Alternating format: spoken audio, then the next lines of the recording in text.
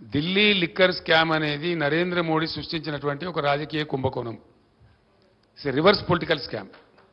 అందులో ఏం లేదంత పట్టితే గ్యాస్. ఇవాళటి వరకు ఒక రూపాయి రికవరీ చేయలే, ఒక్క రూపాయి కూడా రికవరీ చేయలేదు. ఎవరి నుంచి ఎవరికి మనీ లాండరింగ్ అయిందో, ఎవరి నుంచి ఎవరు తీసుకున్నాడో ఎవరికి తెలియదు.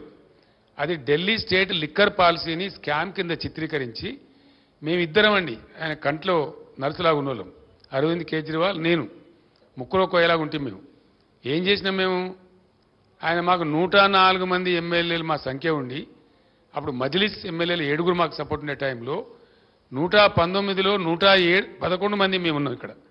అయినా ఆయన ఏజెంట్లను పంపించండి ఇక్కడికి, ఈ గవర్నమెంట్ టాపులు చేయాలని కూలగొట్టాలి రాష్ట్ర ప్రభుత్వం అనేది ఆయన ఏజెంట్లను పంపించి ఇక్కడ బేరాలు చేశారు. వాళ్ళని పట్టి నిర్బంధించి నేను జైల్లో వేసిన. ఇక్కడ వేయడమే కాదు, ఆ ఏజెంట్లను పంపించిన మూల సూత్రధారి బిఎల్ సంతోష్, ప్రధానమంత్రికి రైట్ హ్యాండ్, జాతీయ కార్యదర్శి, ఆయనను పట్టుకరమని చెప్పి ఢిల్లీ సెంట్రల్ బీజేపీ ఆఫీస్ మీదకి మన పోలీసులను పంపించిన నేను. ఆయన పట్టుకరావడానికి పోయిన తెలంగాణ పోలీసులు, తప్పించుకున్నాడు ఆయన. అది వాళ్ళ మా మీద కోపం. ఆ కక్ష మనసులో పెట్టుకొని అటు అరవింద్ కేజ్రీవాల్ను ఇటు నన్ను రాజకీయంగా ఒత్తిడి చేయాలని చెప్పి అటు కేజ్రీవాల్ని అరెస్ట్ చేసిండ్రు, ఇటు నా కూతురుని అరెస్ట్ చేసిండ్రు. వాళ్ళు కడిగిన ముత్యాలలాగా బయటకు వస్తారు. అది స్కామ్ లేదు, వట్టిదే ట్రాష్.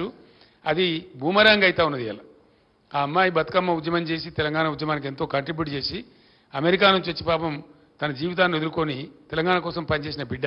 అందరికీ తెలుసు, లోకానికి తెలుసు. ఆ అమ్మాయి స్టాండర్డ్ ఏందో, ఆమె ఎట్లా మాట్లాడుతుందో, ఆమె ప్రవర్తన ఏందో మీ అందరికీ కూడా తెలుసు. మీ అందరూ కూడా చాలామంది జర్నలిస్టులు ఆమెతో కలిసి పనిచేసిండ్రు.